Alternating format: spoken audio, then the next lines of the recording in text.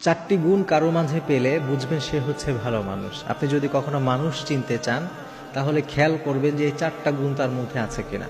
আপনি কাউকে আপনার জীবন সঙ্গী করবেন, আপনি কাউকে আপনার বন্ধু বানাবেন, আপনি কারোর সাথে ব্যবসা করবেন, প্রত্যেকটা ক্ষেত্রে এই চারটি গুণ যদি কারো মাঝে থাকে আপনি বুঝবেন যে মানুষটা একটা ভালো মানুষ।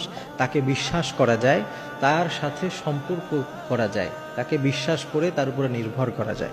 এর মধ্যে এক নম্বর হচ্ছে ভালো মানুষের একটা গুণ হলো সে যদি কখনো কোনো কারণে প্রচণ্ডভাবে রেগেও যায়, খুব দ্রুত তার রাগটা শেষ হয়ে যায় এবং সে ওই রাগের মুহূর্তে কোনো ভুল করলে সরি বলতেও সে খুব একটা দেরি করে না। রাগটা মানুষের লাইফে আসবে, এটা আপনার কন্ট্রোলে থাকবে না। বিভিন্ন কারণে রাগ চলে আসবে, কিন্তু রাগটাকে কন্ট্রোল করে সাথে সাথে ওই রাগ থেকে ফিরে আসা, এটাই হচ্ছে সুন্নাহ। নবী সাল্লাল্লাহু আলাইহি ওয়াসাল্লাম হাদিসের মধ্যে বলেছেন, যখন প্রচণ্ড রাগ কারো আসে সে যদি দাঁড়িয়ে থাকে সে যেন বসে যায়, এরপরও যদি রাগ না যায় সে যেন শুয়ে পড়ে। তো রাগ যদি কেউ কন্ট্রোল করতে পারে আপনি বুঝবেন যে এই লোকটা একটা ভালো মানুষ। এই একটা অত্যন্ত ভালো একটা গুণ। এরপরে 2 নম্বর হচ্ছে যেই মানুষটা ভালো তার একটা চমৎকার গুণ হচ্ছে তার মাঝে কাউকে ঠকানোর চিন্তা কখনো আসে না। সে কাউকে ঠকিয়ে জিততে চায় না, সে প্রয়োজনে হেরে যাবে কিন্তু কাউকে ঠকাবে না। এই গুণটা যদি কারো মাঝে আপনি দেখতে পান তাহলে বুঝবেন এই লোকটা একটা পিওর খাঁটি মানুষ, এই লোকটাকে বিশ্বাস করা যায়। অনেক সময় মানুষ এমন আছে নিজে জেতার জন্য অন্যকে ঠকায়। যারা অন্যকে ঠকিয়ে জিততে চায়, সাময়িকভাবে আপনার মনে হতে পারে যে আপনি জিতে গিয়েছেন, আসলে আপনি জিতেননি। কাউকে ঠকিয়ে কখনো জেতা যায় না, কোনো না কোনো এক সময় আপনাকে ঠিকই ওই যে মানুষকে ঠকালেন তার শাস্তি আপনাকে পেতে হবে। এই জন্য কাউকে ঠকাবেন না ইনশাআল্লাহ। এটা একটা মারাত্মক গুণ যে কাউকে ঠকানোর সে চিন্তা করে না, যদিও সে নিজে হেরে যায়।